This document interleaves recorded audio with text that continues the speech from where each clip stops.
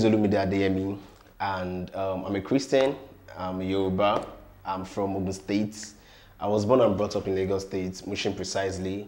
I'm a graduate of Obafemi Awolowo University. I studied zoology, though most people think I studied something related to ICT. And I'm the firstborn of my parents. I have two siblings. I am married and with a beautiful daughter. Child, we are very much influenced with things in the environment, especially things we are meant to know. So back then in my own time, courses like being a media person, being a photographer, they are not trendy, they are not skills parents want you to have, and they're not even what they wanted to study in school. So then when I was growing up, my dream then was to be a medical doctor. And I told my parents, and this was what they took. They started praying over it, they took it serious for me. But while I was becoming mature, I started discovering myself. And then I realized that probably that dream of mine of being a medical doctor was just an influence from the environment. What I actually wanted to do was something related to ICT. And I told my parents about it. And funny enough, they accepted it. They took me for a lot of ICT training. And when I got to school, I also built up myself in a lot of ICT training. Although they wanted me to eventually deviate into the medical line, but somehow I refused because I knew it wasn't my passion at all. I was in secondary school.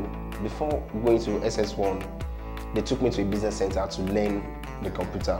They wanted a computer school, but they realized that if they put me in a computer school, because my mom is a businesswoman, so anything she's doing, she wants it to be business related. So she felt if she put me in a computer school, I might not be able to use it in business-wise. So she took me to a business center instead. So when I got to business center, I eventually learned how to use a photocopy machine, how to laminate, how to type, how to face customers, all these. And then business center was very trendy because only few people had computers in their house. So by the time I was going to resume back to SS1, I was already very versatile with the computer system. So most people knew I was going into computer. So all through my secondary school times, any issue with our computer in school or personal people with their computer system, I usually take care of that. Then when I finished SS3, I told my mom I still have interest in this computer thing. So she sat down and thought of what I can do. Then she said, okay, why don't I learn how to repair? Because I was always telling her that there was an engineer that comes to our business center to repair our system, and the guy was making money. So she said, okay, let me go and learn how to repair computers so that when I start up my own business center, I will be repairing it myself. So like she used to do, she didn't take me to a computer school to learn engineering. So she attached me to one engineer who, back then, we were the one in charge of Union Bank. Almost all the Union Bank in Lagos, we repaired our systems then. So the man was in charge, so she linked me with the man, and then I started my training. Then when I got to the university, the more reason why I didn't even pursue the medicine career was because I realized all my energy was channeled into ICT. I want to know how websites are developed. I want to know how I can create apps. I want to know what's happening with the computers and all that. So most of the time, I just sneak out of my classes and then I go to a computer school nearby my university. That was Ultra Brain. So that was where I got to add up to my skill and all that. So when ASU strike came, I think I was in 200 level then. So I went back home. I spent 2 months at home, and my mom was like, this is your IT stuff. Do you just want to add more skills? So I told her yes. So she said, which one? I said graphics. So she said, okay, let's take me to the printing press in Motion. And we all know Motion is the art of printing. So she took me to the printing press in Motion, and then that's where I learned how to run a printing press business, how to print a lot of items like flyers, business cards, and the likes. Then by the time I resumed back to school after the strike, I became our department printer. So I was printing for most of the jobs in my department, especially during student election. So I was doing their posters, doing their IV, doing books, magazines, and all that. Then when I was about to finish my university time, I realized I have added a lot of value to myself, and I didn't even know how to manage these skills I have. And one thing I realized about myself again is that I don't want to work for anybody.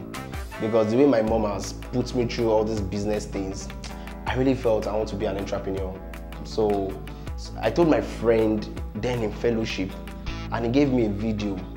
It was Fela Dutoye's video he gave me. So I listened to the video and I was so empowered.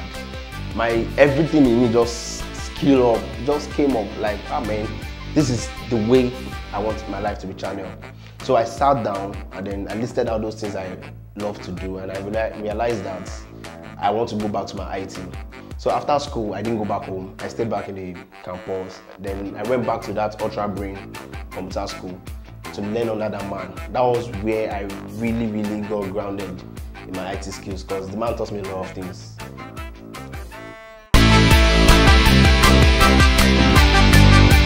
Alright, so how I started my business. While I was preparing for NYC, I had all my plans drafted out. Already I have served so many people with my skills. So I learned the printing business, I learned the computer school business.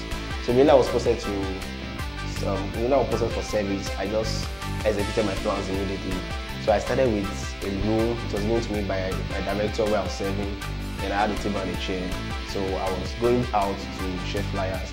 Then at the same time, for my printing, I was talking to people about what I do.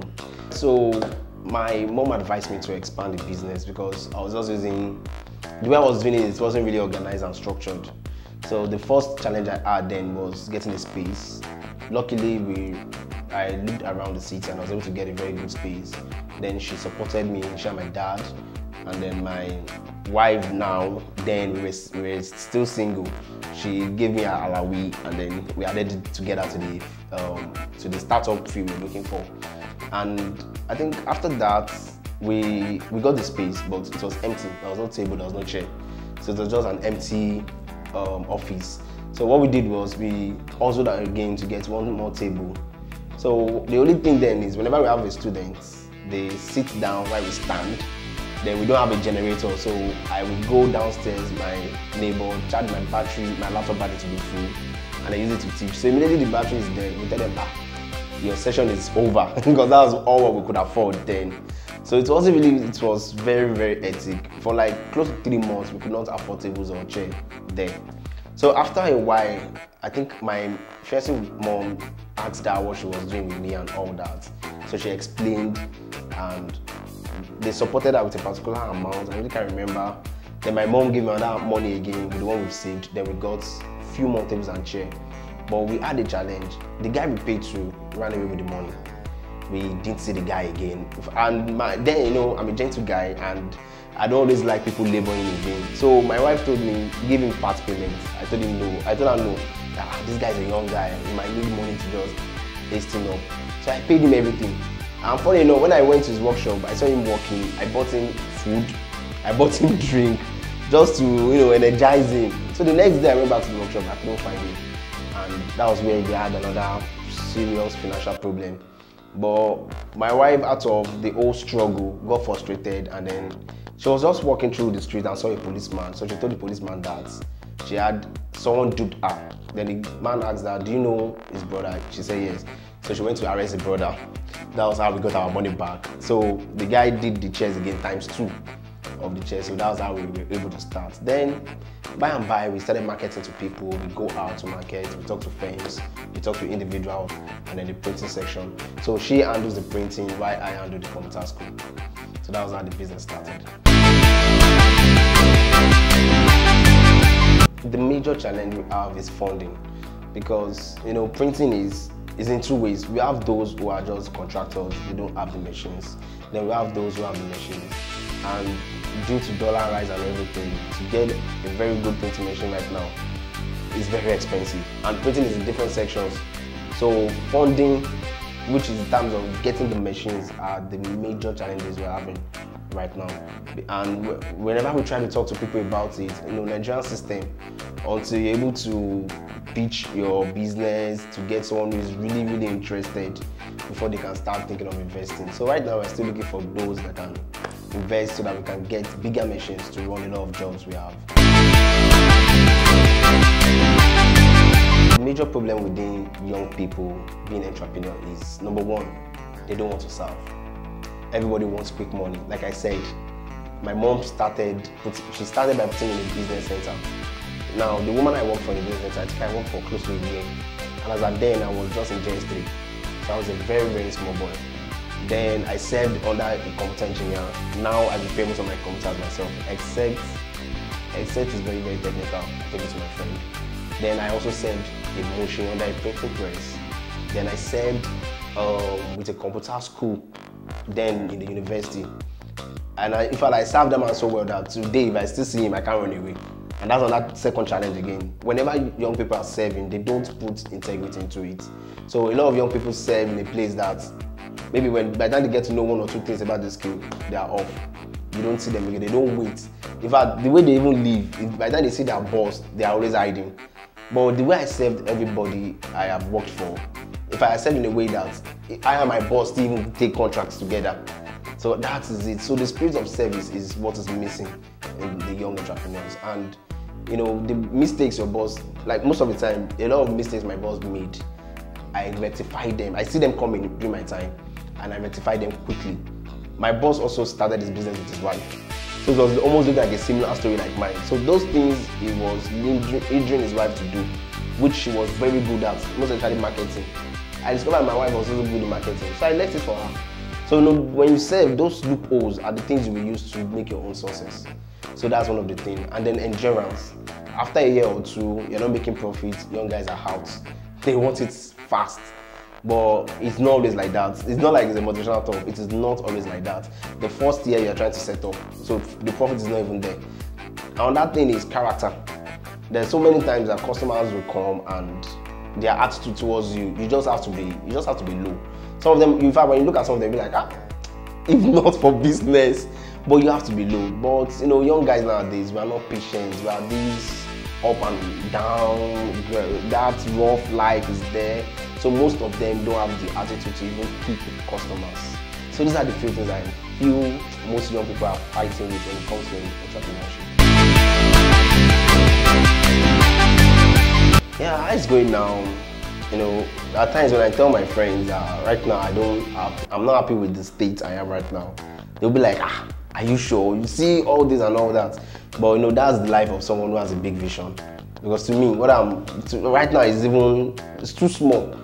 I feel it should be going more than this, but I still thank God for how far it has gone, and it's really progressing. There's nothing like I want to close down, I want to shut down, but the dream is in the next 10 years, next 5 years, two things, because I have two major skills with me. I have the printing skill, which I'm trying to convert into a branding firm, and then I have the ICT skill. So for the printing, I'm hoping that in the next 5 years, I have a full building. I don't know, one of the person I look up to for this is the richest woman in Nigeria, that is Alakijaya.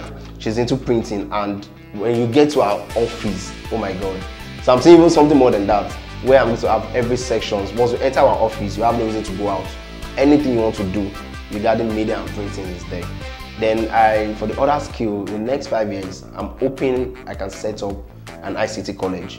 Because I realized that if I have gone to an ICT college, right now even the BSc, I don't know where it is. I don't know where the certificate is, I don't know where the NYC certificate is. But if I had gone to an ICT college where they would teach me the full practical skill, I feel I would have gone more than this in life. So that's what I want to put as a help to the community, to set up an ICT college which will grow people into their IT skills. My name is Olumide Shares and I'm the CEO of Creative World ICT and Printing Press. Get inspired.